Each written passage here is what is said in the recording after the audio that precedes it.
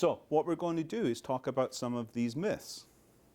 These are myths. This is not the truth. I'm going to try and dispel some of these myths. It's illegal to give money away. My spouse will lose her home. I will lose everything. I must spend all of my assets. There's nothing I can do. My spouse is in a nursing home. No planning can be done. And I must give everything to the nursing home. Does that sound familiar? Yeah?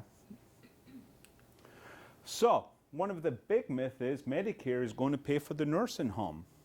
Medicare does not pay for the nursing home. Medicare is just going to pay, especially Medicare Part A, going to the doctor's visits, various things like this. It is not going to pay for the nursing home, for what we call long-term care.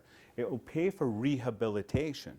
And what do I mean by that? So let's say you slip and fall, you go to the hospital, you have 3 overnights, and then you're moved to the nursing home. Medicare will kick in for rehabilitation. You're allowed up to 100 days. So after those 100 days, then if you're still in the nursing home, you're in private pay. Okay? You're not guaranteed those 100 days because let's say after 40 days that you stop doing your physical therapy or speech therapy or whatever, Medicare will then stop. Okay? So for the first 20 days, Medicare will cover 100%. From 21 to 100 days, you're on a copay with Medicare.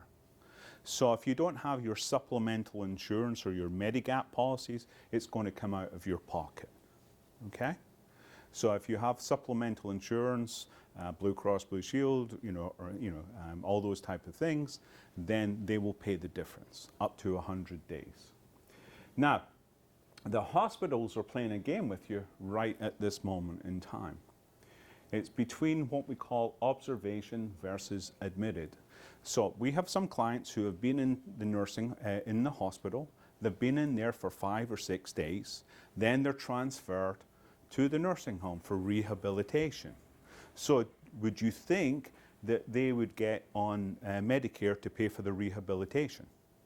You would think so, wouldn't you? Because they've been there more than 3 nights. But what has happened is the hospital has just said you're under observation. Even though you went into the emergency room and then they took you up to floor 2 and you were put in there, you would think that you were admitted. You've not been admitted, you're only under observation. So you've got to find out whether you're under observation or whether you've been admitted. Because then if you're under observation and then you go to the nursing home and you're there for 60 days, Medicare is not going to pay it. If Medicare doesn't pay it, neither does your supplemental insurance. So at $10,000, $12,000 a month, then you're having to take out of your pocket $20,000 or $30,000. The deadlines are basically from 0 to 20, Medicare is going to cover 100%, and then from 21 to 100, you are on a Medicare copay. So if you have your supplemental insurance, that will cover it. But I was using it as an example, like say after 60 days you start doing your physical therapy or speech therapy, then Medicare would stop. As long as you're getting better and you're doing your therapies, then Medicare will continue to pay. If you transfer from the hospital to the nursing home and you were under observation, Medicare will not pay. We're trying to resolve all of this stuff, but that's where it stands right at this moment in time. So, basically your Medigap, your supplemental insurance, will not cover what we call custodial nursing care. So it will only pay if Medicare is paying, your supplemental insurance will pay. So if your Medicare pays up to 100 days, your supplemental insurance will cover that. If Medicare only pays for 60 days, Medicare will only pay, your supplement will only cover for 60 days as well. Okay, this is what we hear about all the time, that most people are worried is care is not as good under Medicaid as it is under private pay. What we've got here is one person running around 50 rooms. Now, whether you're in a private nursing home or a Medicaid nursing home, they're good, they're bad, and they're ugly. You're basically, what happens is that you get exactly the same treatment whether you're on Medicaid, Medicare, or private pay. Okay? Sometimes that care is good, Sometimes that care is bad. Okay, that's the realities of the situation, but you get treated exactly the same because the care must be equal in quality to private pay as it is for Medicaid. This is the big thing. Without proper planning, you can utilize Medicaid and protect your assets, because most people come in to me and say, hey, I'm going to go into the nursing home, I'm going to have to write a check, everything I own to the nursing home. That is not the case.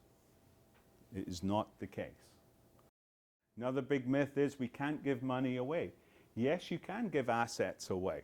It's not illegal or immoral. You just need proper planning.